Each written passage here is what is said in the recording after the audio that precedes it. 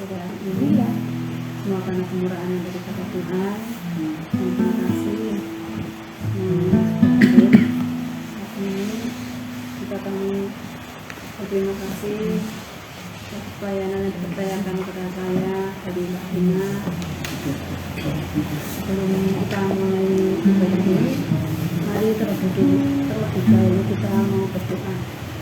Mari kita berdoa.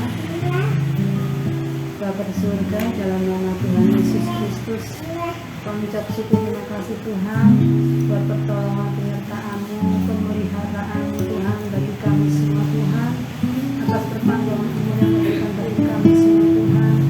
Kami bersyukur Tuhan, sehingga saat ini Tuhan Kau kumpulkan kami untuk beribadah menjelaskan nama-Mu, bahkan kami boleh menerima berkat firman-Mu, suatu anugerah bangsa kami Bapa, suatu anugerah dari Engkau Tuhan kasih kami semua Tuhan. Biarlah Tuhan kami boleh mempergunakannya Tuhan waktu yang sehat ini Tuhan, untuk benar-benar ya Tuhan, sungguh-sungguh ya Tuhan datang kepadamu, sungguh-sungguh ya Tuhan untuk Tuhan masuk dalam hadirat-Mu Tuhan, menikmati baik-Mu Tuhan, menikmati hadirat-Mu Bapa. Tuhan terlebih dulu Kau ampuni segala dosa salah kami Tuhan, ampuni setiap pelanggaran kami Tuhan, dan Kau Tuhan urapi kami, kuasai kami, pimpin kami Tuhan, dan urapan kuasa Roh Kudus-Mu Tuhan, dan kami serahkan ibadah ini Tuhan, dari awal tengah hingga selesainya ke dalam kuat kuasa-Mu Bapa. Engkau yang berkati kami semua Tuhan, baik kami yang beribadah secara langsung maupun dalam yang mengikuti secara online ya Tuhan, dimanapun berada ya Tuhan, Engkau yang melawat memberkati ya Bapa. Terima kasih Tuhan Yesus, terima kasih, dan seluruh hari Tuhan kami kami beralaskan hanya dalam nama Tuhan Yesus Kristus, dan kami akan mulai ibadah ini. Haleluya, amin.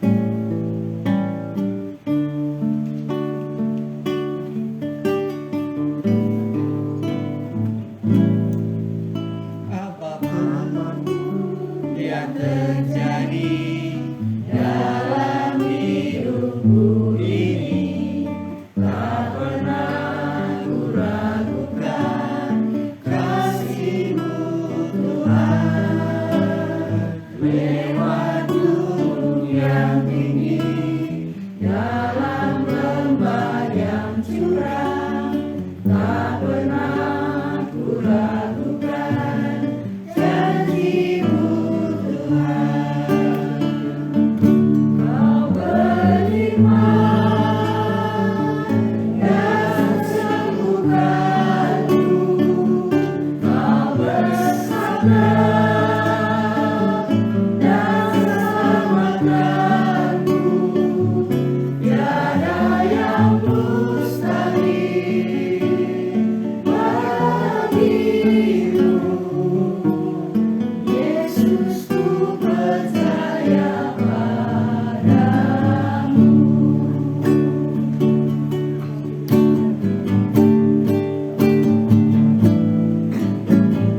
Apapun yang terjadi dalam hidupku ini, tak pernah ku ragukan janji-Mu Tuhan.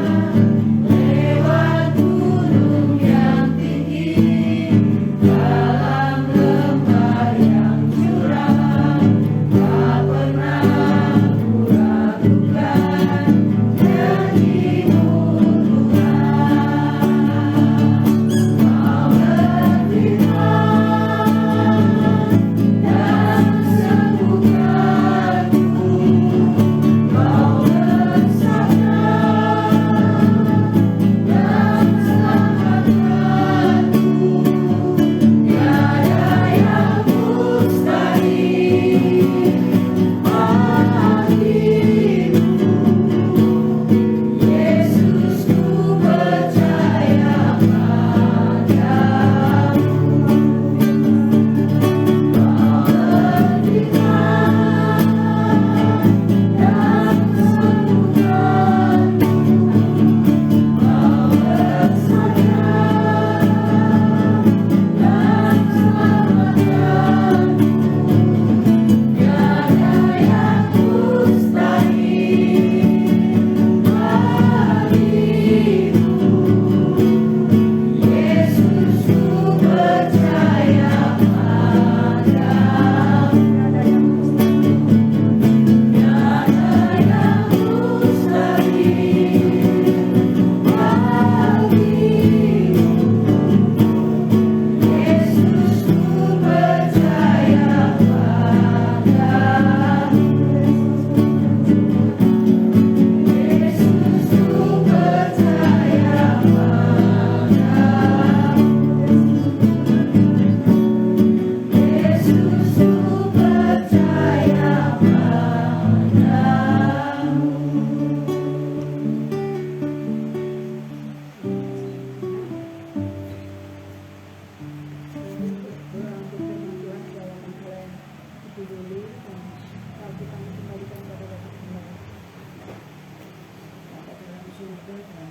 Yesus, ku percaya kami boleh ada sampai saat ini ya Bapa, itu semua oleh karena kasih setia-Mu ya Bapa, bukan karena kuat kerja kami. Bapa, kami telah Tuhan memuji Tuhan, memuji Engkau Tuhan, dalam segala pujian kami ini Tuhan berkenan kehadirat-Mu ya Bapa, menjadikan rupa yang harum kehadirat-Mu ya Bapa. Bapa, sebentar kami akan mendengarkan sebagian kebenaran firman-Mu ya Bapa. Urapi hamba-Mu yang akan menyampaikan kebenaran firman-Mu ya Bapa. Kami siap mendengarkan firman-Mu ya Bapa, di dalam satu nama Tuhan Yesus mempelai dia surga kami. Haleluya. Amin.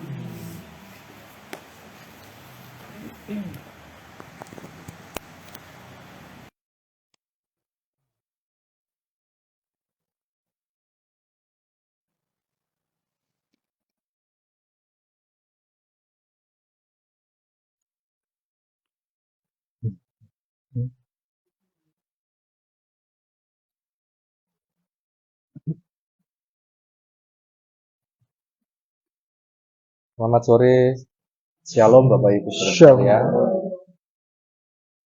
Puji Tuhan, di sore hari ini kita dapat kembali bersama-sama mengikuti Home Bible Study, pendalaman Alkitab, pembelajaran Alkitab di rumah.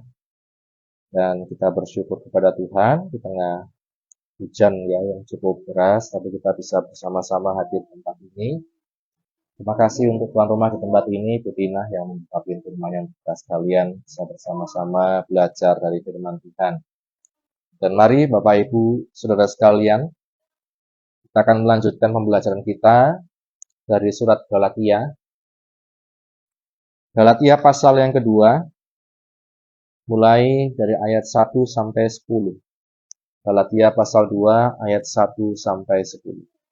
Galatia pasal 2 ayat 1 sampai 10, demikian bunyi firman Tuhan. Paulus diakui oleh para rasul. Kemudian setelah lewat 14 tahun, aku pergi pula ke Yerusalem dengan Barnabas dan Titus pun kubawa juga. Aku pergi berdasarkan suatu penyataan, dan kepada mereka kubentangkan Injil yang kuberitakan di antara bangsa-bangsa bukan Yahudi, dalam percakapan tersendiri kepada mereka yang terpandang, supaya jangan dengan percuma aku berusaha atau telah berusaha. Tetapi kendati pun Titus yang bersama-sama dengan aku adalah seorang Yunani, namun ia tidak dipaksa untuk menyunatkan dirinya. Memang ada desakan dari saudara-saudara palsu yang menyusup masuk, yaitu mereka yang menyelundup ke dalam untuk menghadang kebebasan kita yang kita miliki di dalam Kristus Yesus, supaya dengan jalan itu mereka dapat memperhambakan kita. Tetapi sesaat pun kami tidak mau mundur dan tunduk kepada mereka, agar kebenaran Injil dapat tinggal tetap pada kamu. Dan mengenai mereka yang dianggap terpandang itu, bagaimana kedudukan mereka dahulu, itu tidak penting bagiku, sebab Allah tidak memandang muka. Bagaimanapun juga, mereka yang terpandang itu tidak memaksakan sesuatu yang lain kepadaku. Tetapi sebaliknya, setelah mereka melihat bahwa kepadaku telah dipercayakan pemberitaan Injil untuk orang-orang tak bersunat, sama seperti kepada Petrus untuk orang-orang bersunat, karena ia yang telah memberikan kekuatan kepada Petrus untuk menjadi rasul bagi orang-orang bersunat, ia juga yang telah memberikan kekuatan kepadaku untuk orang-orang yang tidak bersunat. Dan setelah melihat kasih karunia yang dianugerahkan kepadaku, maka Yakobus, Kefas, dan Yohanes yang dipandang sebagai soko guru jemaat, berjabat tangan dengan aku dan dengan Barnabas sebagai tanda persekutuan, supaya kami pergi kepada orang-orang yang tidak bersunat dan mereka kepada orang-orang yang bersunat. Hanya kami harus tetap mengingat orang-orang miskin, dan memang itulah yang sungguh-sungguh kuusahakan melakukannya. Amin. Berbahagia setiap kita yang baca, mendengar, dan juga yang melakukan firman Tuhan. Bapak Ibu, Saudara sekalian, pada waktu yang lalu kita sudah belajar tentang bagaimana dalam pelayanan kita tergabung dalam tim. Ada Barnabas, ada Paulus, ada juga Titus. Dan kita melihat kemudian Bapak Ibu setelah Paulus menghadap bertemu dengan para rasul yang di Yerusalem, ada Petrus dan kawan-kawan. Kita melihat ada satu perbedaan pelayanan antara Petrus dan Paulus seperti yang menjadi tema kita pada sore hari ini. Kita melihat misalnya di ayat yang ke-7. Tetapi sebaliknya setelah mereka melihat bahwa kepadaku telah dipercayakan pemberitaan Injil untuk orang-orang tak bersunat, sama seperti kepada Petrus untuk orang-orang bersunat, karena ia yang telah memberikan kekuatan kepada Petrus untuk menjadi rasul bagi orang-orang bersunat, ia juga yang telah memberikan kekuatan kepadaku untuk orang-orang yang tidak bersunat. Kita melihat di sini ada perbedaan pelayanan dalam tubuh Kristus itu ada bermacam-macam. Kita lihat di sini dikatakan Paulus, dia dipanggil Tuhan untuk melayani orang-orang yang belum bersunat, tidak bersunat di waktu itu. Artinya orang-orang yang tidak berasal dari kaum Israel orang Yahudi. Sedangkan Petrus untuk orang-orang yang bersunat, untuk mereka yang ada di lokal Yahudi. Nah, ini perbedaan-perbedaan Bapak Ibu Saudara sekalian dalam pelayanan. Kita pun dalam kehidupan kita sebagai tubuh Kristus, kita perlu menyadari adanya perbedaan-perbedaan ini. Dalam pelayanan kita, panggilan kita, dan lain sebagainya itu Tuhan seringkali khusus spesifik dalam memanggil para pelayan Tuhan, hamba-hambanya. Nah, Bapak Ibu Saudara sekalian, di sini inilah yang menjadi satu pembelajaran kita bahwa kita bisa melihat orang itu dengan berbeda-beda. Dalam arti kita jangan sampai dalam mengiring Tuhan itu menyamakan semuanya. Semua hamba Tuhan, ada yang kalau kita lihat seringkali mungkin di media, di YouTube, yang terkenal ya Bapak Ibu, ternyata tidak semua seperti Philip Mantova misalnya. Tidak semua seperti Bambang Nursena. Tidak semua seperti siapa ya yang lain ya Bapak Ibu. Mungkin Bapak Ibu punya favorit masing-masing yang suka didengarkan. Nah, tapi ketika kita kemudian melihat ternyata berbeda-beda. Bapak Ibu saudara sekalian, kita jangan sampai menyamakan, ya, mempersamakan semuanya. Kemudian kita banding-bandingkan. Seringkali orang kan begitu ya, kita melihat yang di televisi atau di media, lalu kita pengennya yang di gereja yang modelnya seperti itu, pengennya gitu kan. Padahal ya Bapak Ibu, kalau kita sakit, yang mendoakan ternyata bukan Philip Mantova gitu ya, malah Om Yes yang datang misalnya. Jika ada kedukaan, yang melayani ternyata bukan Bambang Nursena, tapi ya pelayan Tuhan yang di gereja, Bapak Ibu sekalian. Nah, seringkali kita pengennya yang seperti itu, tapi ternyata berbeda-beda panggilan Tuhan di dalam gerejanya, dalam tubuh Kristus. Kita melihat Bapak Ibu dalam Efesus pasal yang keempat, di sana misalnya kita melihat ada berbagai macam perbedaan.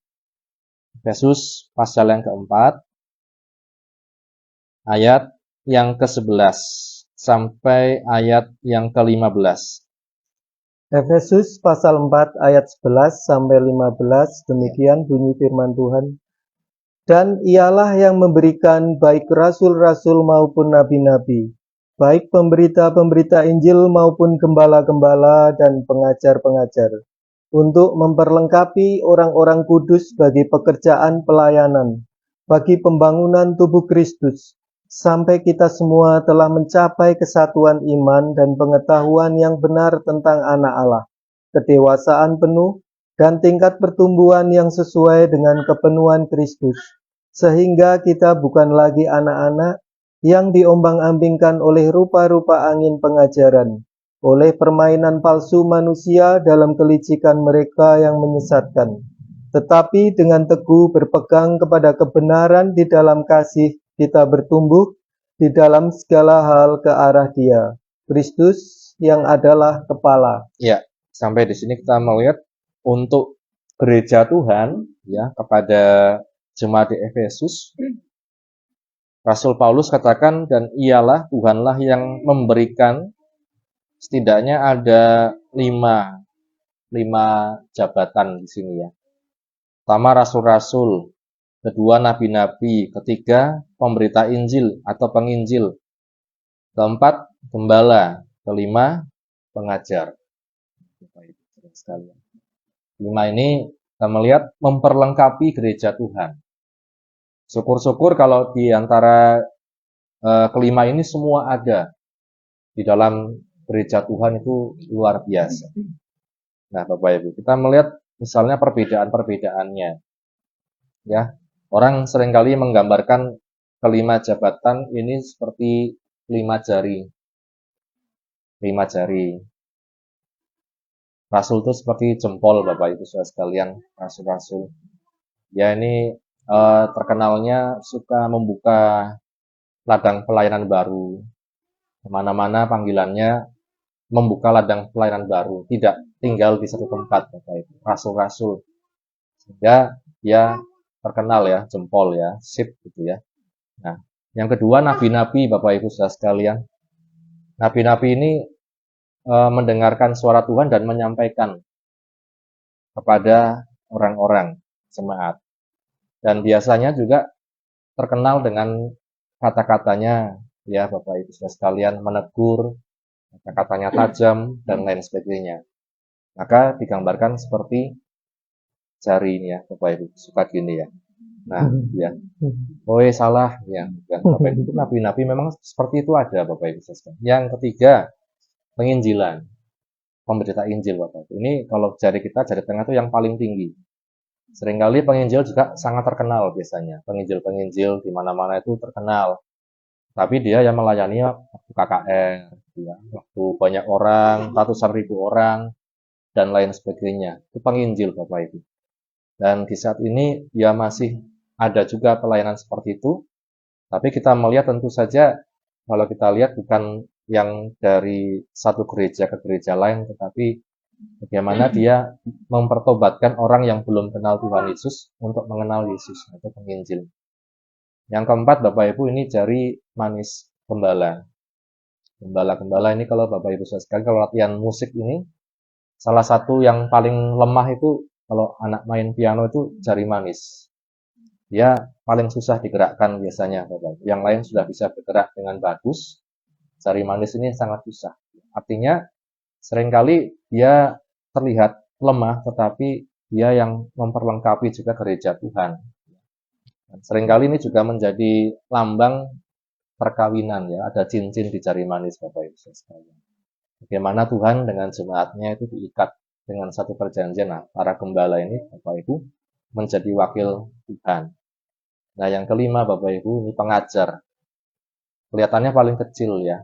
Tetapi dia suka buat ngorek-ngorek, ya Bapak Ibu. Kalau ngopil, ya Bapak Ibu. Nah, pengajar itu kadang ngajar sangat dalam, mengorek hati kita sampai dalam-dalam. Kalau penginjil, mau ngorek-ngorek susah, gitu. Karena gede dan tinggi. Apalagi jempol, ya Bapak Ibu sekalian, buat ngopil susah. Nah, kelima ini Bapak Ibu, memperlengkapi gereja Tuhan, harusnya. Nah, beda-beda, makanya kita melihat dalam gereja Tuhan pun seperti itu. Ya, ada yang mungkin tipenya suka membuka jemaat atau membuka ladang pelayanan baru. Ada yang orang tipenya suka menegur secara langsung tanpa tedeng aling-aling gitu kan. Ada orang suka menginjil kemana-mana yang diberitakan tentang Tuhan Yesus. Di bis ketemu orang yang diceritakan Tuhan Yesus. Di jalan, di andong ketemu orang yang diberitakan Tuhan Yesus. Nah, Bapak Ibu saudara sekalian, ada yang mungkin gembala, Bapak Ibu saudara sekalian, kelihatannya yang paling lemah gitu. Kelihatannya paling lemah tetapi dia menopang. Kemudian yang kelima, ada yang suka belajar Alkitab dan mengorek isi Alkitab, menemukan berbagai macam mutiara di Alkitab, kata-kata, dan dia menyampaikan. Nah, Bapak Ibu, kelima ini melengkapi jemaat Tuhan dimanapun. Jadi hamba Tuhan itu beda-beda tipe modelnya dan lain sebagainya. Tapi semuanya saling melengkapi. Saling melengkapi, Bapak Ibu. Kalau kita menyadari hal ini, maka kita bisa juga secara dewasa melihat bahwa ada bermacam-macam tipe pelayan Tuhan, hamba Tuhan, dan lain sebagainya. Nah, Bapak Ibu saudara sekalian, yang penting di sini kita melihat di Efesus 4 tadi, di ayat yang ke-16 dikatakan, daripadanya lah, dari Tuhanlah seluruh tubuh yang rapi tersusun dan diikat menjadi satu oleh pelayanan semua bagiannya, sesuai dengan kadar pekerjaan tiap-tiap anggota, menerima pertumbuhannya dan membangun dirinya di dalam kasih.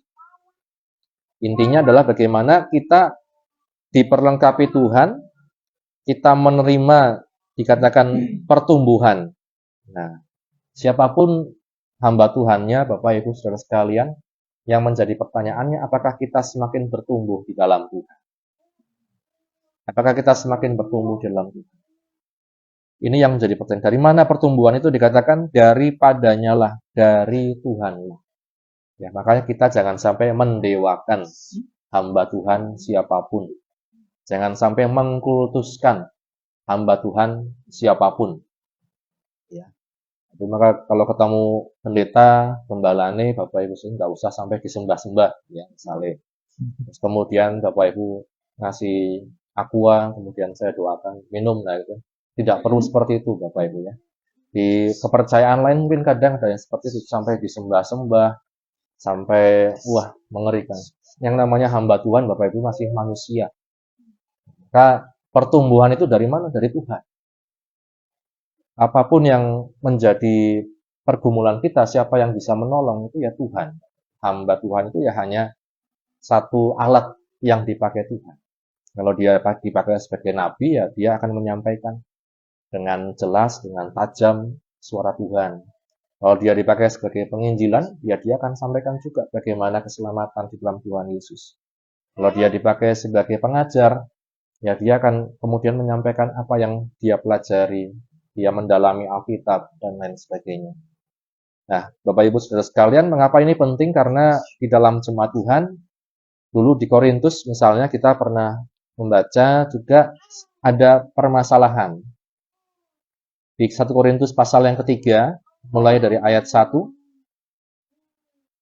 1 Korintus 3, mulai ayat 1. 1 Korintus pasal 3 ayat 1, demikian bunyi firman Tuhan. Ya. Dan aku, saudara-saudara, pada waktu itu tidak dapat berbicara dengan kamu seperti dengan manusia rohani, tetapi hanya dengan manusia duniawi yang belum dewasa dalam Kristus. Susulah yang kuberikan kepadamu, bukanlah makanan keras, sebab kamu belum dapat menerimanya. Dan sekarang pun kamu belum dapat menerimanya, karena kamu masih manusia duniawi. Sebab, jika di antara kamu ada iri hati dan perselisihan, bukankah hal itu menunjukkan bahwa kamu manusia duniawi dan bahwa kamu hidup secara manusiawi? Karena jika yang seorang berkata, aku dari golongan Paulus, dan yang lain berkata, aku dari golongan Apolos, bukankah hal itu menunjukkan bahwa kamu manusia duniawi yang bukan rohani? Jadi apakah Apolos, apakah Paulus, pelayan-pelayan Tuhan yang olehnya kamu menjadi percaya, masing-masing menurut jalan yang diberikan Tuhan kepadanya? Aku menanam, Apolos menyiram, tetapi Allah yang memberi pertumbuhan. Karena itu yang penting bukanlah yang menanam atau yang menyiram, melainkan Allah yang memberi pertumbuhan. Ya, sampai di situ kita melihat dalam jemaat di Korintus ada kemudian dalam perikopnya perselisihan. Perselisihan karena orang mulai tergolong-golong. Ya. Mereka mulai kemudian berpihak-pihak. Ada yang dikatakan saya ini golongan Paulus.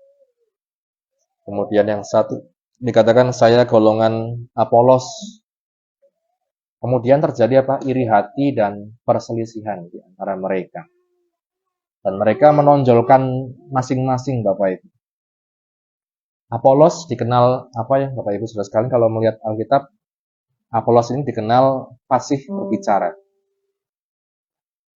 Fasih, dia kalau ngomong tuh fasih, menjelaskan firman Tuhan itu fasih. Fasih itu fastes, pinter, gayanya enak, bicaranya enak, nadanya enak, Bapak Ibu Saudara sekalian. Nah, kemudian ada orang yang sangat membela, sangat terpikat dengan Apolos ini. Sehingga mereka menganggap Apolos ini lebih hebat daripada Paulus. Kemudian ada lagi golongan Paulus, Bapak Ibu Saudara sekalian. Paulus ini ada orang yang kemudian menganggap bahwa Paulus ini kurang pintar berbicara. Meskipun dia secara akal budi dia sangat pintar, Bapak Ibu Saudara sekalian. Tetapi dia ketika menyampaikan apa yang menjadi firman Tuhan, dia agak kesulitan untuk mengungkapkan dengan fasih.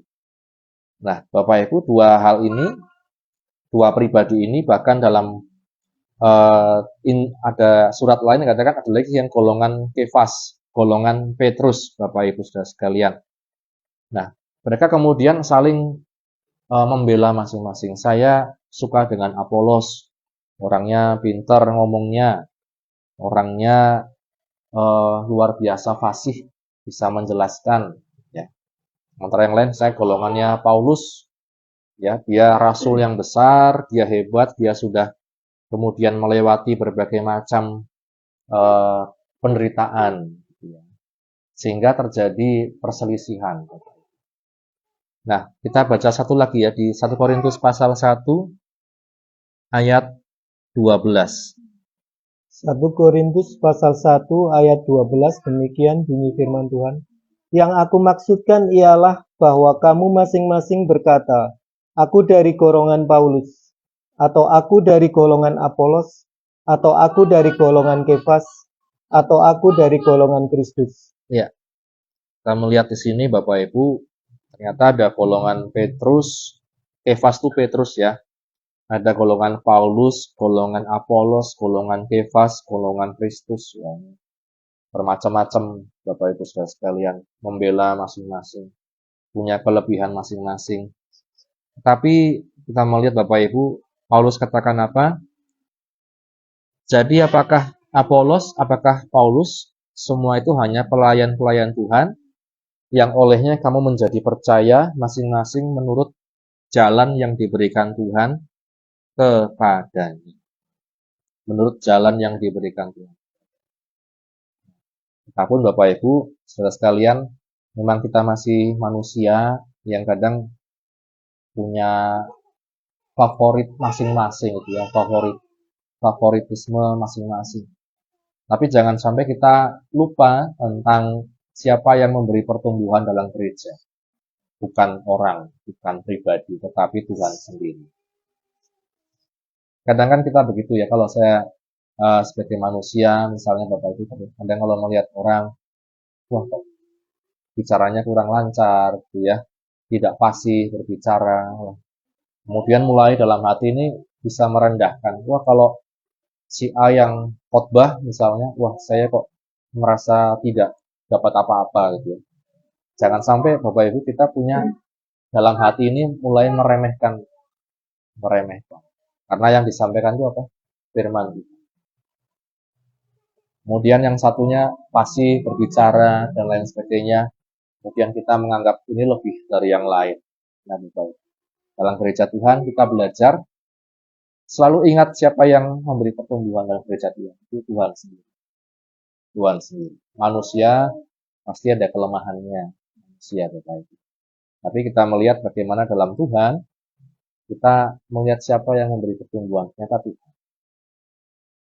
Gereja bisa ada itu karena Tuhan. Gereja bisa bertumbuh itu karena Tuhan. Dan ketika Tuhan yang menjadi kepala atas gereja, dikatakan akan ada pertumbuhan-pertumbuhan lewat orang-orang yang dipakainya. Bahkan kita pun Bapak Ibu bisa dipakai Tuhan di dalam bidang kita masing-masing, apapun yang menjadi bidang kita. Yang penting bahwa kita melihat bahwa siapa yang memberi pertumbuhan, itulah Kristus, itulah Tuhan sendiri.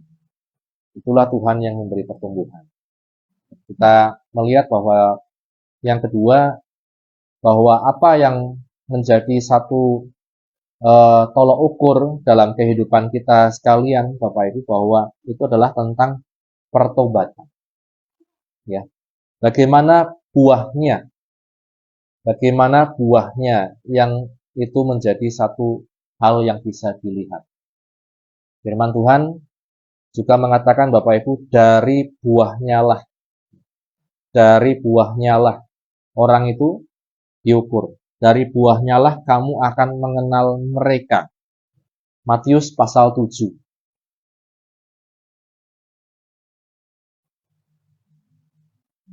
Matius pasal 7. Mulai ayat yang ke-15. Matius pasal 7 ayat 15. Demikian firman Tuhan. Hal pengajaran yang sesat. Waspadalah terhadap nabi-nabi palsu yang datang kepadamu dengan menyamar seperti domba, tetapi sesungguhnya mereka adalah serigala yang buas. Dari buahnya lah kamu akan mengenal mereka. Dapatkah orang memetik buah anggur dari semak duri atau buah ara dari rumput duri? Demikianlah setiap pohon yang baik menghasilkan buah yang baik, sedang pohon yang tidak baik menghasilkan buah yang tidak baik. Tidak mungkin pohon yang baik itu menghasilkan buah yang tidak baik, ataupun pohon yang tidak baik itu menghasilkan buah yang baik. Dan setiap pohon yang tidak menghasilkan buah yang baik pasti ditebang dan dibuang ke dalam api. Jadi dari buahnya lah kamu akan mengenal mereka. 21. Bukan setiap orang yang berseru kepadaku, Tuhan, Tuhan, akan masuk ke dalam kerajaan surga, melainkan dia yang melakukan kehendak Bapakku yang di surga.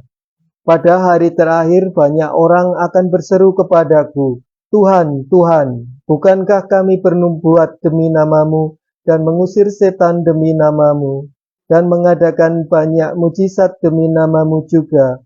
Pada waktu itulah aku akan berterus terang kepada mereka dan berkata, Aku tidak pernah mengenal engkau, aku tidak pernah mengenal kamu.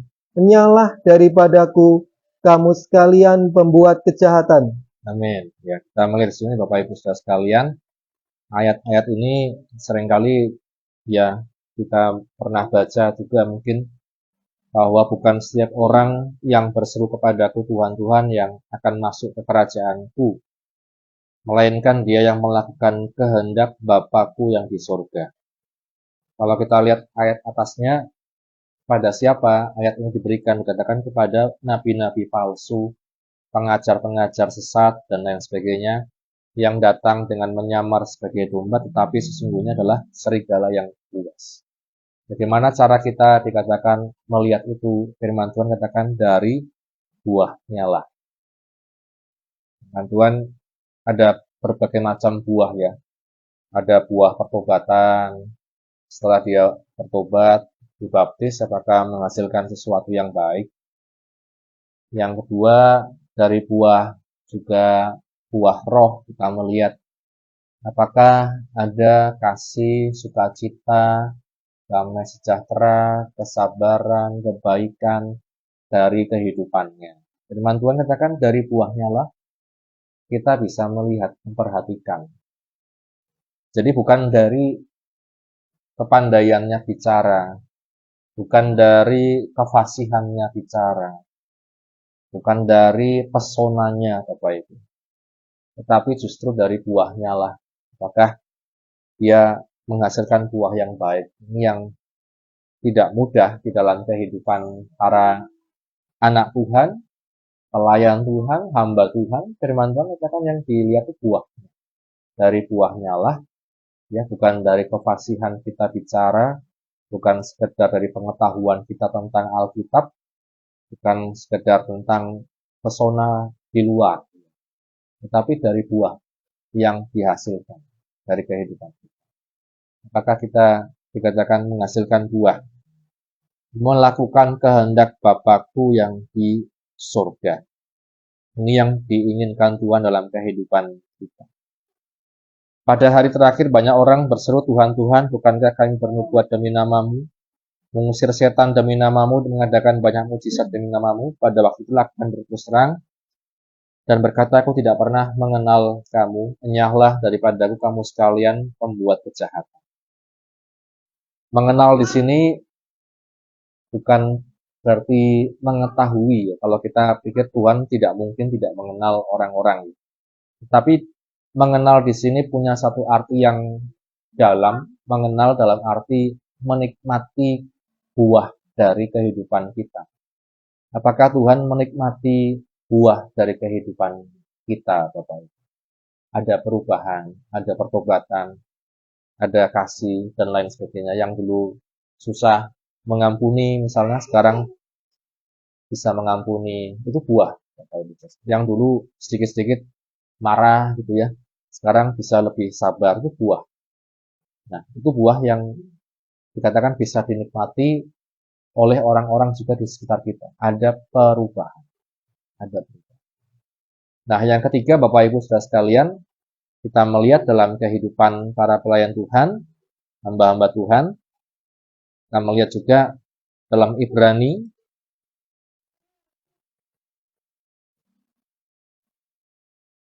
Ibrani pasal yang ke-13.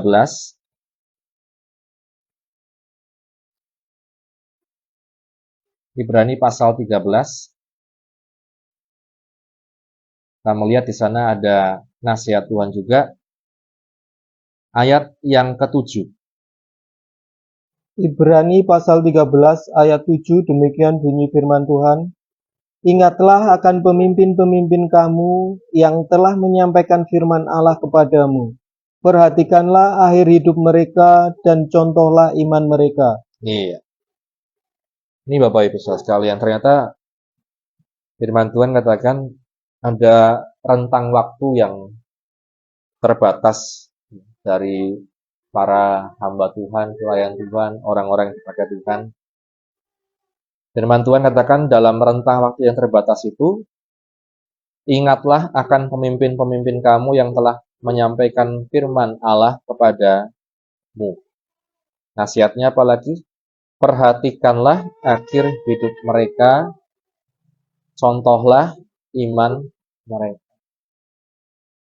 Ternyata kita melihat dari buahnya semasa hidup, dari buahnya yang semasa hidup, kita melihat dari buahnya lah kamu akan mengenal mereka. Kemudian tadi firman Tuhan katakan, perhatikan akhir hidup mereka. Artinya bahwa kehidupan ini kita dibatasi waktu dan kita tidak bisa hanya berkata, wah saya sekarang setia sama Tuhan. Saya sekarang mengiring Tuhan, melayani Tuhan. Dan Tuhan katakan, Tuhan juga memperhatikan perhatikanlah akhir hidup mereka. Memperhatikan akhir hidup artinya kita punya satu waktu Bapak Ibu. Punya waktu yang kalau bisa dibilang panjang, bisa dibilang pendek dalam kehidupan kita. Perhatikanlah akhir hidup mereka. Apakah tetap di dalam Tuhan? Apakah setia pada Tuhan sampai pada akhir? Ada buah kesetiaan sampai akhir. Ini yang dihasilkan. Karenanya kembali kepada firman Tuhan tadi, entah dia Paulus, entah dia Petrus, entah dari golongan apapun, firman Tuhan katakan perhatikanlah yang pertama, siapa yang memberi pertumbuhan. Yang kedua, dari buahnya lah engkau mengenal mereka. Kalau kita hubungkan dengan Petrus dan Paulus, Bapak Ibu, buahnya sangat banyak. Petrus, dia melayani Tuhan sebagai pemimpin di Yerusalem, pemimpin para rasul. Dia menggerakkan menjadi penggerak motor ya para rasul. Kemudian juga kita melihat bagaimana dia melakukan banyak pelayanan, mujizat dan lain sebagainya oleh nama Tuhan. Dari buahnya kelihatan. Paulus kita melihat juga dalam pelayanannya, penginjilannya, dia banyak membuka jemaat-jemaat di mana? Efesus, Galatia, dan banyak sekali Bapak Ibu saudara. Di sana kemudian dia munculkan para pemimpin, orang-orang yang di kader gitu ya, untuk memimpin. Maka dikatakan dia rasul ya. Nah, kemudian yang ketiga, kalau ukurnya perhatikanlah akhir hidup mereka. Petrus, Bapak Ibu, secara tradisi, walaupun tidak tertulis di Alkitab, secara tradisi sejarah, Petrus dipercaya mati dengan disalib. Ya, disalib, ada yang menginfokan disalib terbalik, ada yang menginfokan disalib dengan bentuk X, Bapak Ibu. Ketika kota Roma atau apa itu terbakar, orang-orang Kristen pada keluar Roma, Petrus salah satunya. Ini tradisi ya, cerita. Kemudian ketika dia mau keluar dari Roma, ketemu Tuhan Yesus menampakkan diri. Tuhan, kau mau kemana? Saya mau ke Roma. Ini pada keluar Roma, ini Tuhan Yesus malah mau ke sana. Karena Petrus memutuskan dia balik lagi ke Roma. Di sana dia menghadapi salib, dihukum mati. Perhatikan akhir hidupnya. Ya, dia tetap mengiring Tuhan. Ya, sebelum disalib dikatakan, saya tidak layak disalib seperti Tuhan Yesus. Karenanya saya mau disalib terbalik atau bentuk X. Ya. Nah, Bapak Ibu. Karena dia merasa saya tidak layak kalau disalibnya seperti Tuhan Yesus. Paulus bagaimana? Di akhir hidupnya dia juga menjadi martir, Bapak Ibu. Dibunuh oleh Kaisar Nero kalau nggak salah. Ya. Dia menghadapi penghukuman. Nah, Bapak Ibu, ini akhir hidup para rasul. Jadi mereka melewati rentang waktu yang panjang sampai bisa dikatakan perhatikanlah akhir hidup mereka. Kita Bapak Ibu, gereja Tuhan, mari jangan terlena dengan kenyamanan, kemapanan, ya bahkan mungkin sekarang gereja-gereja kadang yang ditonjolkan itu ya bagaimana ikut Tuhan itu nanti bisa nikmat semua, kaya raya, dapat fasilitas, ya dan lain sebagainya. Tetapi ternyata dalam ikut Tuhan ada berbagai macam tantangan, ada berbagai macam mungkin hal-hal yang membuat kita bisa lemah, tetapi Tuhan yang terus akan menguatkan setiap kehidupan kita. Karenanya Bapak Ibu saya sekalian, mari kita semakin hari semakin dekat, ya, semakin mengerti, semakin belajar bahwa Tuhan memperlengkapi gereja itu berbeda-beda. Dan kita melihat apa yang bisa kita lihat buah mereka dan akhir hidup mereka. Kiranya firman Tuhan ini menjadi berkat dan kekuatan untuk setiap kehidupan kita. Tuhan Yesus memberkati. Mari kita akan masuk ke dalam sesi sharing dan kesaksian Bapak Ibu saudara sekalian. Dan nanti yang pertama kita akan mendengarkan kesaksian dari tuan rumah di tempat.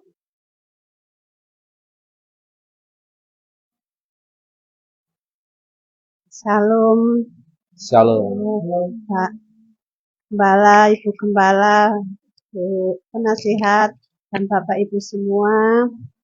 Saya mengucapkan banyak terima kasih atas kesempatan ini untuk HBS di tempat kami, dan terima kasih atas kehadiran Bapak Ibu semua. Saya mohon maaf jika saya tidak bisa menyediakan tempat yang nyaman dan jika ada sambutan ataupun jamuan yang kurang berkenan. Saya mengucapkan terima kasih kepada Bapak Ibu Gembala saya, Ibu Penasehat, dan ibu-ibu semua yang selalu mendoakan saya. Saya selalu ikut ibadah walaupun saya nggak ke gereja, baik ibadah Sabtu, ibadah hari Rabu, Kamis malam, saya selalu ikut, dan disitulah saya selalu disebut untuk kesembuhan saya. Saya bersyukur saya mengenal Tuhan Yesus, dan saya ditempatkan di gereja GPK Gunung Hermon yang begitu luar biasa bagi saya. Selalu mendoakan saya, selalu support untuk saya, terutama untuk kesembuhan saya. Dan HBS di tempat saya ini, saya juga ada ucapan syukur karena kami sekeluarga kebetulan dalam 3 bulan ini berturut-turut bertambah usia. Dari Januari saya dan Johan, Februari Risa, Maret Pak Okseng, kemarin tanggal 1 kebetulan. Terus saya kemarin bilang ke Papai, saya mau ambil HBS Maret aja ya Pak, kebetulan kita kok berturut-turut ulang tahun, tapi gabung jadi 1, saya bilang gitu. Oh iya nggak apa-apa. Terus tadi Papai ngebel, minta maaf kepada Pak saya, kepada tante dan ibu-ibu semua karena tidak bisa pulang, tanggung mau lebaran, jadi minta maaf tidak bisa ikut HBS, nggak bisa pulang gitu. Saya juga terima kasih pada Tuhan, saya masih bisa melewati tahun 2024 sampai sekarang masuk ke 2025. Walaupun saya sakit, saya tetap bersyukur dan mengatakan bahwa Tuhan itu baik bagi saya. Tuhan itu sangat baik, teramat baik. Mungkin kesembuhan saya belum sepenuhnya sempurna sembuh, belum, ya Tuhan udah jawab, tapi mungkin belum sempurna gitu. Cuma ada hal-hal yang lain pergumulan saya, Tuhan itu kok kadang udah dikabulkan gitu. Cuma kenapa ya Tuhan kok saya belum sembuh, mesti belum kayak dulu gitu. Terus kemarin juga ya tetap saya bersyukur sama Tuhan, walaupun tangan saya tuh yang kiri sakit gitu. Kemarin karena asam urat saya tinggi, terkadang ya ampun Tuhan, kaki dua kok belum sembuh, tambah lagi satu gitu.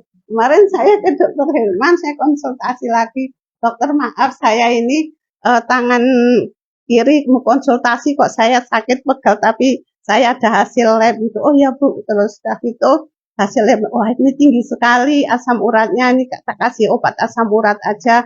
Terus kemarin dikasih satu, terus jarak 2 minggu, kalau nggak jadi sebulan saya sebenarnya belum boleh lab, katanya kalau lab kan 3 bulan paling cepat, tapi saya suruh lab lagi, cek lab darah komplit, jadi semuanya gitu.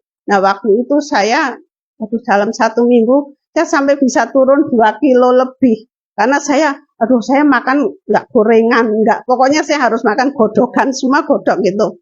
Tapi saya tuh sampai kemarin Bu Ija, Mbak ingin tahu kan Mbak, itu Bu kok kurus sekali, saya malah nggak nyadar kalau saya kurus, ternyata tuh saya 49,10 ya, karena ya itu efek dari saya takut hasil labnya gitu. Terus semua dicek, puji Tuhannya semuanya bagus, semuanya nggak ada maksudnya ada gula dari 82 92 gitu, kata dokter nggak apa-apa Bu, ini masih bagus gitu. Puji Tuhannya bagus. Saya bilang dokter, kok sakit kok tambah kok penyakit, saya bilang gitu. Dokternya juga ketawa nggak apa-apa Bu gitu. Saya bilang sambil bercanda juga, nambah itu mbok rezeki ya dokter, jangan penyakit itu. Ya namanya aja lagi inilah, nggak apa-apa, harus sabar kan gitu. Udah gitu kemarin juga udah kontrol kakinya, katanya ini udah membaik kok, udah bagus, jadi diuklek-uklek gitu di kanan kiri, di depan belakang udah bagus kok ini gitu. Tinggal pokoknya hati-hati saja gitu. Kalau tangannya juga nanti tanggal 12 ada keluhan apa lagi gitu. Saya mohon doanya semoga semuanya baik-baik saja dan cepat sembuh gitu. Terus ya banyak hal sebenarnya yang terjadi pada saya gitu Pak Yes. Tapi saya waktu itu 1 tahun yang lalu itu waktu mau lebaran, jadi sudah sakit, badannya sakit. Saya tuh kebetulan punya kebun di kampung, dan itu cukup, bukan mengandalkan, tapi di saat papai nggak ada penghasilan dari kebun itu.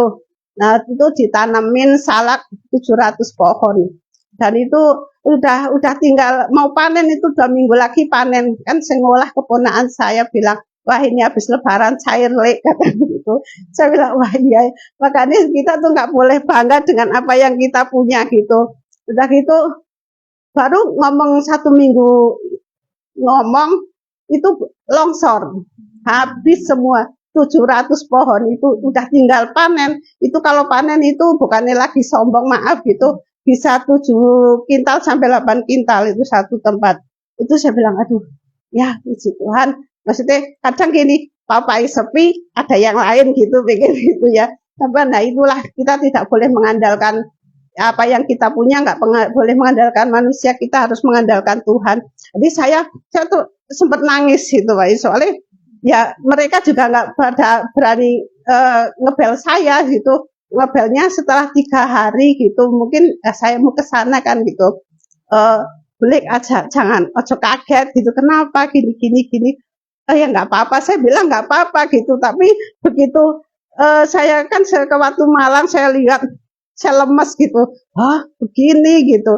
Ya udah, tapi nggak apa-apa. Di situ saya ingat Ayub, di firman Tuhan itu Ayub itu, oh iya ya, Ayub aja sampai sebegitunya, sampai borokan segala macam. Tapi Tuhan itu, Ayub itu tidak marah dengan Tuhan gitu. Jadi oh iya ya, kenapa saya, ya mungkin bagi saya manusiawi gitu, kenapa sih Tuhan bisa seperti ini gitu. Nah disitulah saya berpikir, oh iya ya, apa yang Tuhan berikan itu hanya titipan. Jadi kita nggak boleh kekeh, oh ya saya, tapi kadang ya gini, oh iya ya saya mau begini, mau begitu gitu ya. Ya mungkin manusia boleh berencana, tapi ya Tuhan lah gitu. Cuma anak-anak bilang, ngapain sih mama kok nangisin tanah gitu. Bukan nangisin tanah, saya bilang gitu. Maksudnya hasilnya itu sudah ada. Saya juga kasihan sama ponakan saya yang ngurus gitu, ngurus kebun kan nggak biayanya nggak sedikit gitu. Terus udah ya udahlah gitu. Terus semuanya tak serahin ke Tuhan bahwa sakit saya semua juga saya percaya Tuhan punya rencana yang indah buat saya gitu. Jadi yang menguatkan saya ya firman Tuhan. Kadang saya ya dengan sakit gini suka ada masukan begini-begini gitu. Cuma enggak lah, firman Tuhan itu bagi saya hidup. Saya bilang gitu. Pokoknya saya tetap ke firman Tuhan dengan sakit juga. Saya percaya di Matius 9 kalau nggak saya selalu baca orang lumpuh bisa berjalan, orang buta bisa melihat, orang tuli bisa mendengar, bahkan Tuhan itu bisa membangkitkan orang mati. Saya percaya bahwa Tuhan akan menyembuhkan saya total gitu.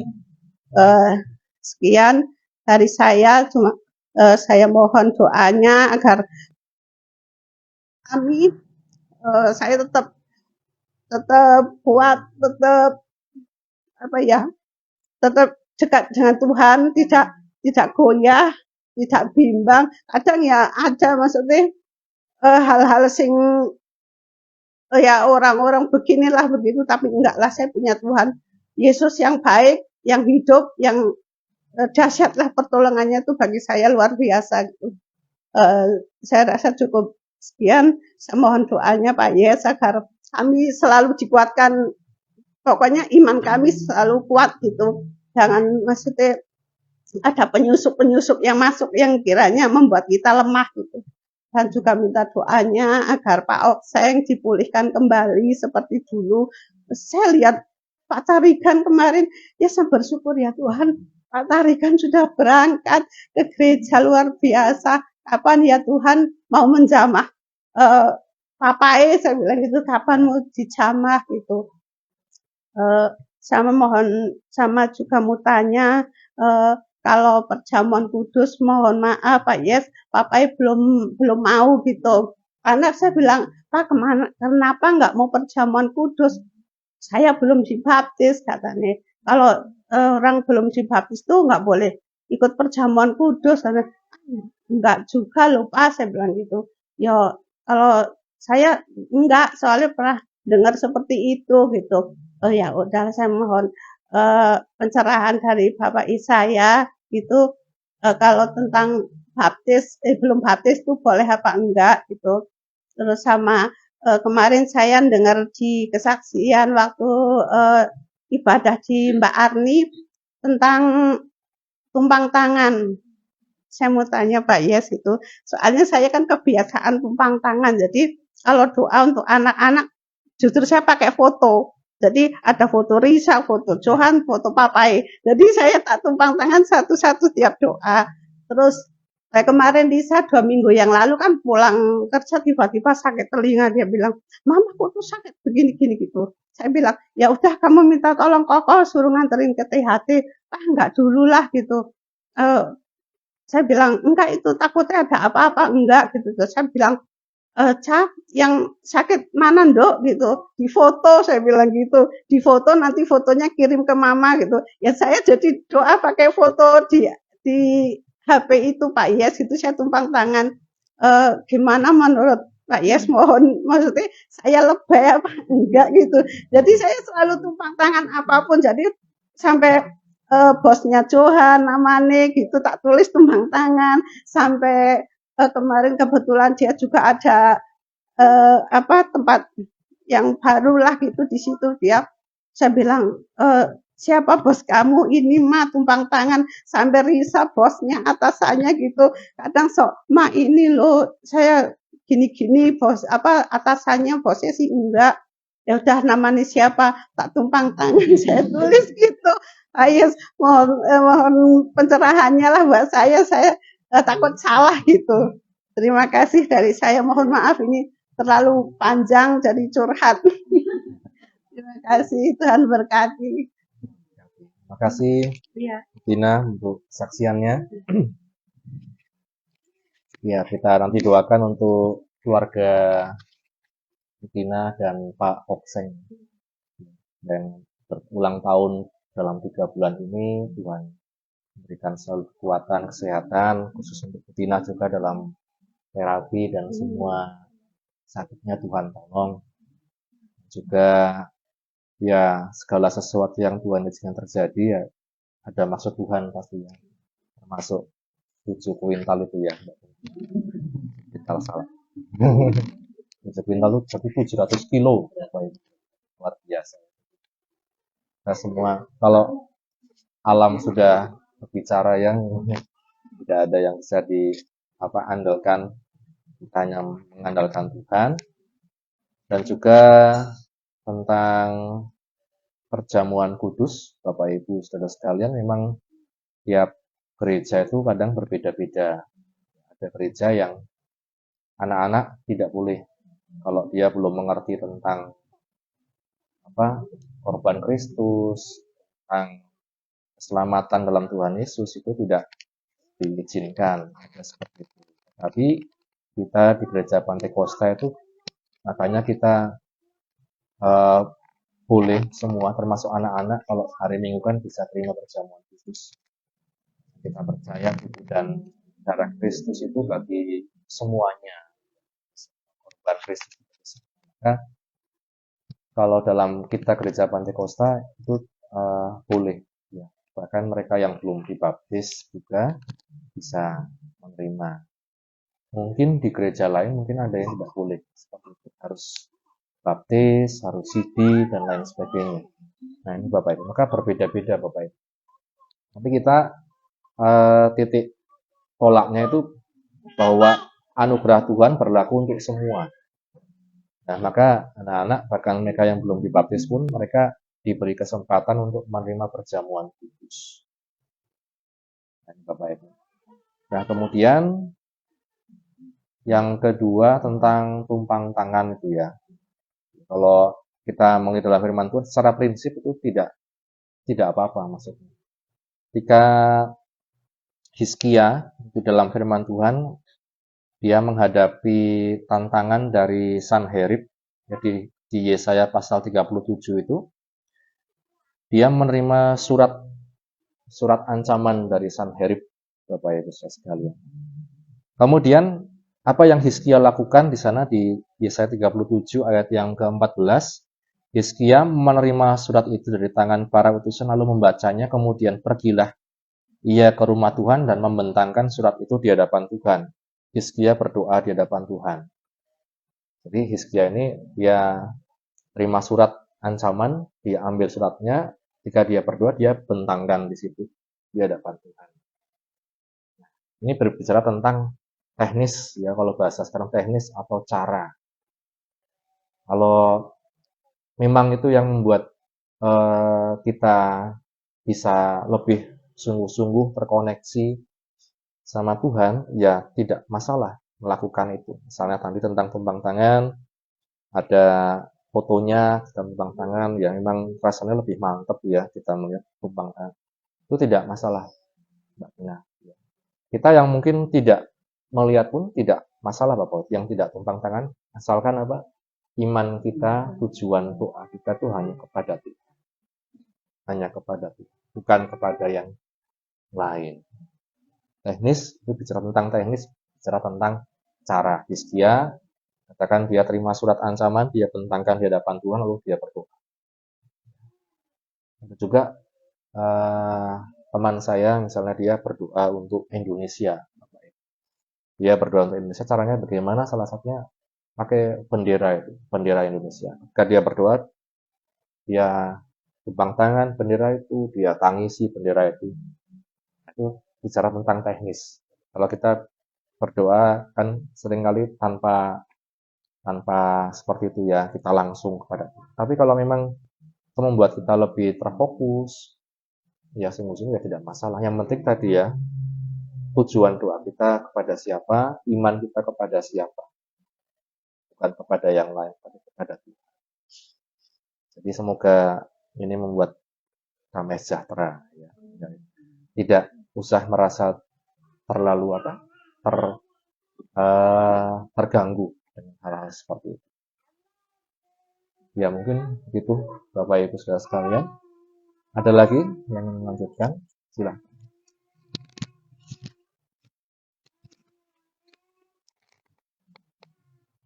Oh, Bunda.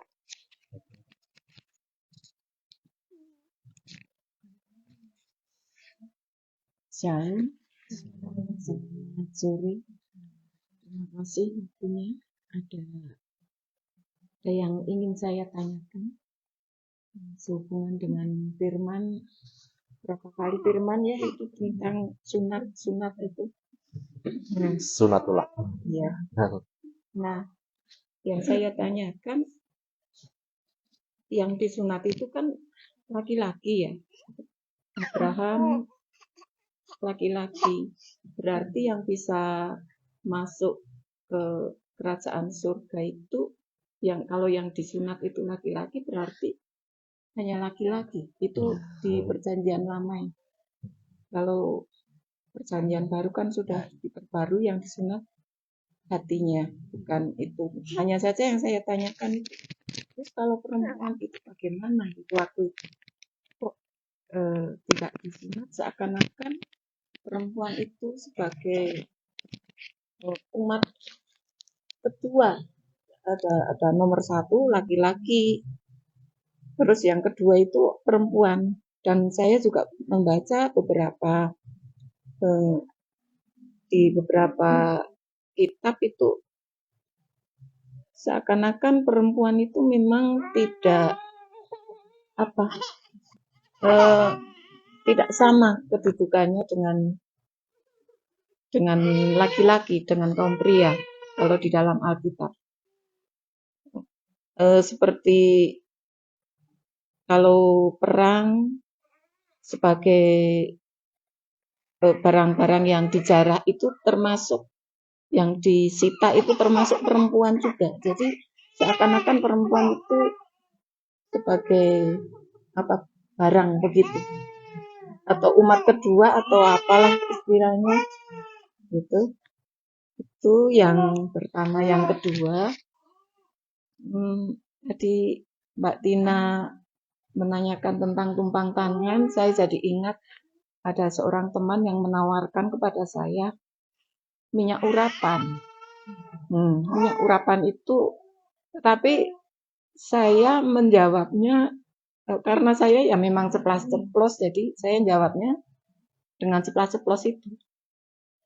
Ini dioleskan Bu di sekeliling rumah, nanti Tuhan akan menjaga katanya. Loh, kalau rumah saya kecil sih nggak apa-apa, ini segini mungkin cukup. Tapi kalau rumah saya besar, terus saya mau menghabiskan berapa liter gitu.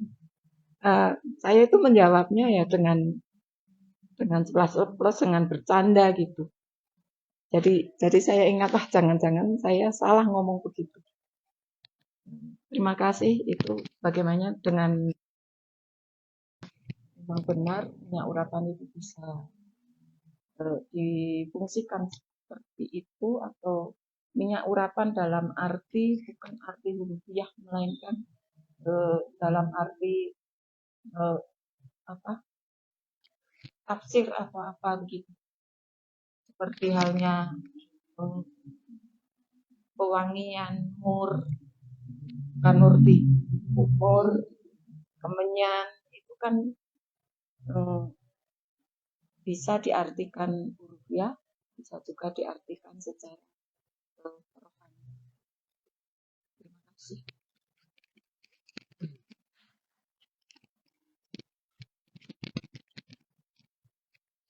Terima kasih Bunda. Mengenai yang pertama, memang kita tidak bisa melepaskan penulisan Alkitab itu dari budaya Yahudi.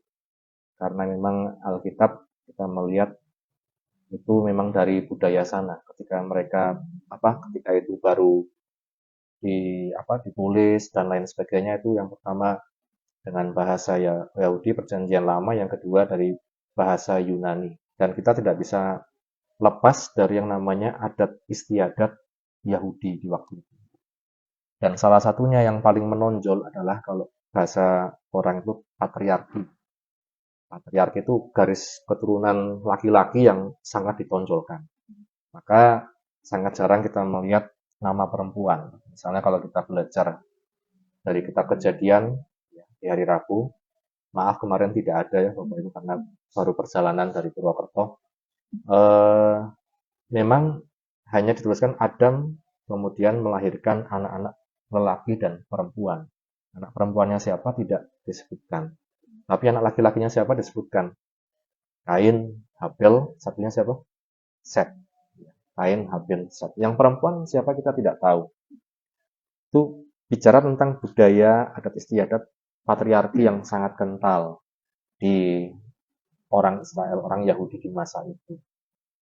Makanya ada namanya bapak-bapak leluhur. Abraham, Ishak, Yakub, perempuannya tidak disebut. Itu budaya patriarki. Nah, di perjanjian baru kita melihat banyak sekali Tuhan memakai satu baik itu kejadian yang menunjukkan bahwa perempuan itu berharga. Misalnya Yesus berbicara dengan perempuan Samaria. Murid-muridnya sampai tanya, Tuhan mengapa engkau siang-siang hari bicara dengan perempuan Samaria lagi. Nah itu ya. Jadi ibaratnya secara tidak langsung Tuhan ingin kemudian mengatakan bahwa perempuan pun berharga di mata Tuhan. Ya. Kalau kesan di tradisi Yahudi kuno, perempuan itu ibarat seperti tadi, kurang begitu dianggap karena budayanya patriarki Bapak. Kalau di Padang itu ya, di Padang justru matriarki. Malah perempuan yang sangat ditonjolkan kalau di Padang sana. Nah, kalau di Israel waktu itu di kaum Yahudi patriarki, laki-laki yang ditonjolkan. Nah, makanya Tuhan ketika dia datang pun dia ingin kemudian mengubah semua itu. Maka ada istilah apa ya? Bahwa inilah anakmu ya ketika Tuhan disalib, ketika dia bicara sama Yohanes dan Maria ibunya. Inilah juga ibumu. Ini perempuan. Maka kita melihat di zaman sekarang bahwa Tuhan pun kalau di Yoel itu hamba-hambamu akan kemudian dipakai Tuhan, baik hambamu perempuan, baik hambamu laki-laki, semua bisa dipakai. Maka ada juga hamba-hamba Tuhan dipakai Tuhan seperti itu. Yang kedua tentang minyak urapan ya. Kalau di dalam Alkitab memang di Yakobus 5 ayat 14, kalau ada seorang di antara kamu yang sakit, baiklah ia memanggil para penatua jemaat supaya mereka mendoakan dia, serta mengolesnya dengan minyak dalam nama Tuhan. Kemudian ayat selanjutnya dikatakan, dan doa yang lahir dari iman akan menyelamatkan orang sakit itu dan Tuhan akan membangunkan dia. Dan jika ia telah berbuat dosa, maka dosanya itu akan diampuni. Doa yang lahir dari iman. Jadi bukan jenis minyaknya yang ditonjolkan. Tapi doa yang lahir dari iman itulah yang akan dikatakan menyelamatkan orang itu dan menyembuhkan dia dari sakit. Kemudian di bawahnya dikatakan doa orang yang benar bila dengan yakin didoakan sangat besar kuasanya. Bukan minyaknya yang sangat besar kuasanya, tetapi bagaimana yang lahir dari iman. Lalu bagaimana dengan juga ada gereja-gereja yang sangat menonjolkan. Salah satunya di Jakarta ada ya, sangat menonjolkan minyak urapan dan perjamuan kudus sampai kemudian harus orang membawa, kemudian bisa sembuh dan lain sebagainya. Kita kembalikan kepada Alkitab lagi Bapak Ibu Saudara sekalian, bagaimana sejatinya Tuhan ingin doa yang lahir dari iman itulah Bapak Ibu yang membuat kita bisa kemudian terselamatkan, sembuh dan lain sebagainya, bukan medianya. Lalu apakah salah kemudian orang pakai itu? Ya tidak. Tapi kemudian kalau kita mendewakan itu dalam arti membuat itu jadi sesuatu yang sangat kultus, ya mengkultuskan kalau tidak diolesi tidak selamat, itu mungkin kita akan kemudian salah di situ. Kita kemudian di satu waktu mungkin kehabisan minyak Bapak Ibu. Ya, minyaknya lagi naik harganya, kita beli itu mahal ya. Lalu kemudian kita pikir, wah nanti kalau tidak diolesi gimana ini?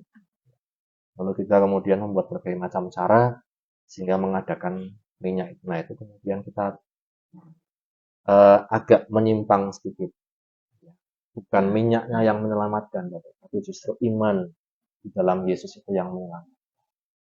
Nah, maka dari itu, Bapak Ibu Saudara sekalian, seperti tadi, kalau saya katakan bahwa dalam kekristenan, dalam kita beriman pada Tuhan, ada yang namanya hal-hal mayor, ya, iman yang benar-benar memang harus di dalam Tuhan Yesus. Tapi ada yang namanya hal-hal minor, hal-hal teknis, hal-hal cara yang seringkali membedakan antara gereja-gereja. Ada gereja yang menganggap perjamuan itu misalnya benar-benar tubuh dan darah Yesus. Artinya ketika didoakan berubah menjadi tubuh dan darah Kristus. Sehingga ketika jatuh pun roti atau hostinya mereka akan sangat merasa berdosa. Tetapi ada gereja juga yang menganggap itu adalah lambang dari tubuh dan darah Kristus. Beda Bapak Ibu Saudara sekalian. Ada yang menganggapnya benar-benar daging, ada yang menganggapnya lambang dari tubuh dan darah Kristus. Nah, kita dalam Tuhan pun jangan sampai kita terjebak dengan berbagai macam hal-hal yang justru membuat kita tidak benar-benar beriman kepada Tuhan Yesus, hanya kepada medianya, hanya kepada barang-barang. Mungkin itu Bunda, ya sama seperti itu ya. Ada juga saudara kami yang saya lihat tiap pagi kadang kalau dia selesai doa ya dia oleskan di pagar, di pintu, di mana. Ya, memang itu mungkin menjadi imannya dia, Bapak Ibu sekalian. Jika dia tidak lakukan ini kurang mantap rasanya itu. Tapi yang saya kembalikan lagi, yang penting kita lakukan bagaimana dalam iman kepada Tuhan Yesus kah atau dalam iman kepada minyak itu. Apakah iman kepada Tuhan Yesus apa iman kepada minyak itu yang seperti tadi ya, tentang tumpang tangan dan lain sebagainya itu hal-hal teknis. Ya pagi kalau dulu kami di rumah sebelum berangkat sekolah waktu kecil ya, mama pasti tumpang tangan waktu mau berangkat sekolah. Itu menjadi satu juga hal yang dilakukan. Itu tidak salah, tidak salah. Nah, seperti itu Bapak Ibu. Maka sekali lagi iman kita dalam Tuhan Yesus hendaknya mantap. Bahkan ketika kita tidak bisa melakukan itu, kita percaya dengan iman kita, Bapak Ibu sekalian.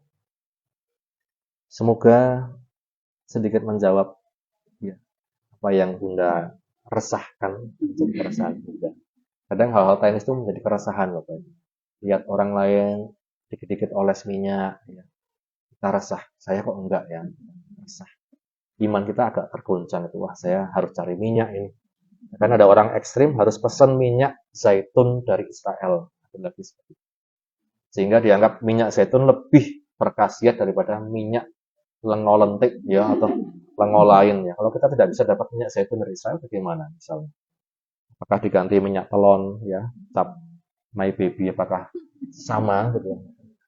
Kan bukan minyaknya, tapi iman kita yang membedakan.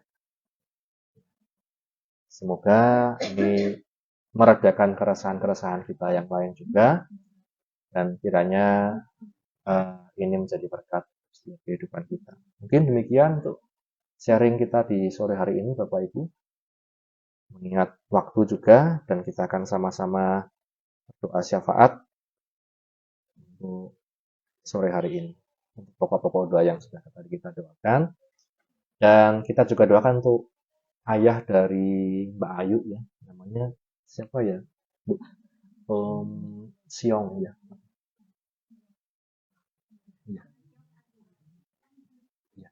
Pak Siong ya mungkin ya Siong dan juga Pak Yono ya Pak Yono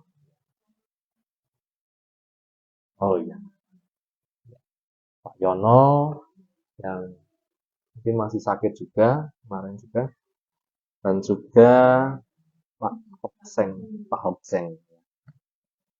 suami dari dan juga bapak-bapak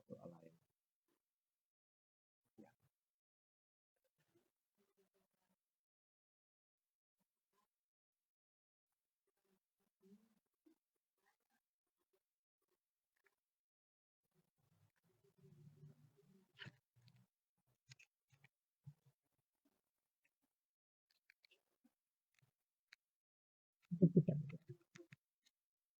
Bapa di dalam surga, di dalam nama Tuhan Yesus. Bapa, kami mengucap syukur pada anugerah-Mu saat ini Kau kumpulkan kami di tempatnya Mbak Tina ini Tuhan. Kami sudah mendengar kebenaran firman-Mu. Roh Kudus tolong beri kami lebih pengertian setiap kebenaran firman-Mu Bapa. Baik seberapa kami yang hadir Tuhan. Kami semua bersatu hati, kami sebentar mau menaikkan doa syafaat. Sebelumnya ampunilah kami, sering banyak kekurangan, kelemahan kami. Kau kuduskan kami, layakkan kami menghampiri data hadirat-Mu Bapa. Bapa, kami mau berdoa buat seluruh kegiatan pekerjaan-Mu di GPPH. Semua kami serahkan ke dalam tangan-Mu Bapa. Tolong hari-hari ibadah semuanya kami serahkan dalam tangan-Mu. Baikkan Sabtu persekutuan, Kau tolong semuanya dan berkati. Hari Minggu ibadah umum sekolah Minggu, Tuhan juga memberkati. Bagi semua yang melayan Engkau, Tuhan mengurapi mereka dengan kuat kuasa Roh-Mu yang kudus ya Bapa. Bapa, kami berdoa buat seluruh jemaat, Engkau juga memberkati mereka semua setia taat ibadah kepada Engkau ya Bapa. Lebih sungguh-sungguh lagi mengutamakan Engkau ya Bapa. Bapa, ingatkan kami supaya melihat akhir zaman ini segala hal bisa terjadi. Ajar kami senantiasa hati-hati dan berjaga-jaga ya Bapa. Senantiasa mendekatkan diri kepada Engkau. Terima kasih Bapa di surga. Kami juga mau berdoa ya Bapa buat keluarganya Mbak Tina di sini. Tuhan tolong. Baik juga suaminya Tuhan, Om Sim juga Tuhan tolong. Baik juga kemarin mereka yang ulang tahun, Tuhan juga berikan sehat, panjang umur dan memberkati mereka. Tolong juga Om Unsing, Tuhan tolong mau setia datang beribadah kepada Engkau bersama Mbak Tina ya Tuhan. Sama-sama datang beribadah kepada Engkau dan Engkau memberkati keluarga di sini. Baik anak-anak, Johan, Lisa, baik Mbak Tina, semua yang ulang tahun, Tuhan memberkati mereka, berikan sehat-sehat, panjang umur, diberkati Tuhan semuanya Tuhan. Terima kasih mereka yang di Jakarta, di mana Tuhan lindungi, jagai dan memberkati mereka. Mbak Tina di sini Tuhan, Kau sudah sembuhkan dia. Engkau sembuhkan dengan sempurna Tuhan. Bilu-bilumu Engkau jamah sembuhkan segala apapun penyakit yang alami. Tetapi kuasa-Mu lebih besar, Engkau sembuhkan dengan sempurna. Terima kasih Bapa di surga. Kami juga doakan juga buat Pak Yono, Tuhan jamah dan sembuhkan pemulihan. Boleh mengenal Tuhan sebagai juru selamat. Baik anak-anak-Mu yang lain juga Tuhan yang sakit. Mbak Yuli di Purwokerto, Mangkono sana menghadapi sinar, Tuhan tolong dia, beri kekuatan, tetap beriman kepada Engkau ya Bapa. Baik anak-anak-Mu yang lain, Tuhan tolong, Tuhan Bu Ji Aicun, Tuhan juga tolong menjamah pemulihan Bu Monding maupun yang lain Tuhan. Engkau yang menjamah mereka, sembuhkan mereka dengan sempurna ya Bapa, supaya mereka juga boleh kembali bersama-sama kami beribadah kepada Engkau. Baik Bu Handoko, Tuhan juga menyembuhkan dia dengan sempurna Tuhan tolong, maupun Pak Handoko juga pemulihan Tuhan. Engkau tolong pada saat ini ya kami yang hadir, mungkin ada yang juga mengalami sakit, tetapi Tuhan Engkau lebih tahu. Engkau menjamah, Engkau sembuhkan mereka dengan kuasa bilu-bilu-Mu ya Bapa. Terima kasih Bapa di dalam surga. Kami juga doakan juga Tuhan buat juga setiap para hamba-hamba Tuhan di mana Tuhan tempatkan, Tuhan memberkati mereka, pelayanan mereka di kota, di desa, di pedesaan sekalipun. Daerah yang belum menjangkau kendaraan, Tuhan juga memberkati mereka. Penggembalaan, guru-guru sekolah yang mengajar, penginjilan, Tuhan memberkati. Kami juga doakan mereka yang kena bencana, Tuhan tolong. Bahkan juga di Jakarta, Bekasi, Tuhan Jawa Barat, Tuhan tolong. Keluarga Mbak Rini, baik juga Tika, mereka yang kena banjir, Tuhan tolong mereka, kasih kekuatan, ketenangan, kesabaran Tuhan, tolong mereka, kasih jalan keluar semua Tuhan, segala kebutuhan mereka Tuhan cukupkan semua Tuhan. Engkau yang memperhatikan mereka, baik ada yang lain mungkin anak-anak-Mu Tuhan, Kau juga menjamai, beri kekuatan, ketenangan, kesabaran dan kasih jalan keluar Tuhan. Semuanya kami serahkan dalam tangan-Mu. Kalau mereka yang belum mengenal Tuhan, Tuhan yang kena, Tuhan mau selamatkan mereka melewati bencana ini supaya banyak orang diselamatkan, mengenal Tuhan yang menjadi juru selamat ya. Hanya Engkau yang bisa kami andalkan, yang kami pegang ya Tuhan. Terima kasih Bapa di dalam surga. Kami juga doakan Tuhan, Engkau juga tolonglah semuanya jemaat-jemaat di sini, jiwa-jiwa baru, tambah jiwa-jiwa yang ada tetap setia dan lebih taat kepada kebenaran firman-Mu. Tuhan, ajarkan kami senantiasa, oh Tuhan, mengutamakan Engkau ya Bapa. Tuhan Yesus, tolong semuanya kami serahkan dalam tangan-Mu. Terima kasih Bapa di surga. Kami juga doakan buat negara bangsa kami ini Tuhan, dan presiden, wakil presiden, seluruh kabinetnya dimanapun Tuhan, Kamu memberkati mereka memimpin negara kami ini. Tuhan, berikan hikmat bijaksana, roh takut akan Tuhan, dan memberkati pemerintah kami ini ya Tuhan. Tuhan juga tolong dari negara kami ini, ekonomi semua dipulihkan ya Bapa. Terima kasih Bapa di dalam surga. Kami juga doakan Tuhan sebentar juga, oh Tuhan, kami akan kembali ke rumah semua masing-masing, dan perjalanan kami Kau lindungi, jagai kami, dan Kau selamat, tidak kurangan suatu apapun. Tuhan juga memberkati keluarga Mbak Tina di sini, sudah sediakan tempat. Tuhan Kau memberkati mereka sekeluarga, semua suami anak dan semua dimanapun mereka yang kerja, Tuhan berkati. Terima kasih Bapa di dalam surga, dan segala puji syukur hormat bagi nama-Mu Bapa. Di dalam nama Tuhan Yesus Kristus kami telah berdoa dan mengucap syukur. Haleluya, haleluya. Tuhan memberkati engkau dan melindungi engkau. Tuhan menyertai engkau dengan wajah dan memberi engkau kasih karunia. Tuhan menghadapkan wajah kepadamu dan memberi engkau damai sejahtera. Kau ini kami akan di dalam nama Tuhan Yesus Kristus. Haleluya, haleluya.